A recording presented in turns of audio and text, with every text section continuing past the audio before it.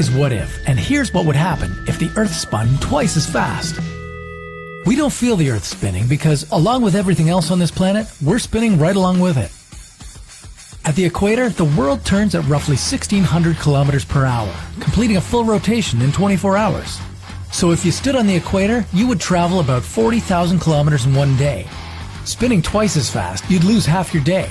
Time would fly, but you wouldn't be having any fun. Let's start with the good news. Weight loss. That's right. If the world spun twice as fast, you'd weigh a lot less. All day, every day, centrifugal force from the Earth's rotation threatens to shake you off the planet. Luckily, gravity is stronger and keeps you grounded. Still, at the equator, you weigh about a half kilogram less because more centrifugal force is generated where the Earth is spinning faster, which ever so slightly decreases gravity's hold on you. So double the speed of Earth's spin, and we're all the biggest loser. That is, because things are about to get a lot worse. Think of all your favorite TV shows and try to come to terms with the fact that you'll never catch the next episode.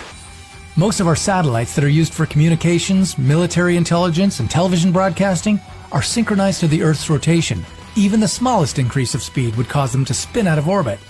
But who's even got time for TV these days, when days are only half as long? Do you think you could function on 4 hours of sleep instead of 8? How about 1 or 2 meals a day instead of 3? Humans would have to design new schedules and new calendars because instead of 365 days in a year, there would now be 730. Hopefully there'd be twice as many holidays as well. Adjusting to a new biological clock would be tough, and not everyone would make it. For example, nocturnal species would have fewer hunting hours and may face extinction if they couldn't adapt. But humans would need to become more efficient too, especially in terms of energy. For the average person who drives to work, they would now have to commute twice as often, doubling fuel consumption and its effect on our climate. But really, the climate would be beyond saving. For starters, extreme weather would be much more, well, extreme. Due to the curvature of the Earth, wind and water curve too as they travel across Earth's surface. This is the Coriolis effect, and it's the phenomenon that gives hurricanes their spin. So the faster the rotation of the Earth, the more the winds curve, the more hurricanes spin, and the more energy they carry with them. Put simply, deadlier disasters. But if you like to think of yourself as a storm chaser, well then hopefully you're a strong swimmer too. With the Earth spinning at 3,200 kilometers per hour, the centrifugal force would essentially pull all the water from the northern and southern hemispheres towards the equator.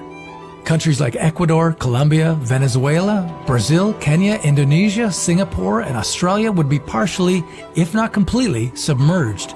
On top of this, reduced gravity in the equatorial region would produce more moisture. A ring of dense fog and constant rain would permanently cover the Earth's waistline.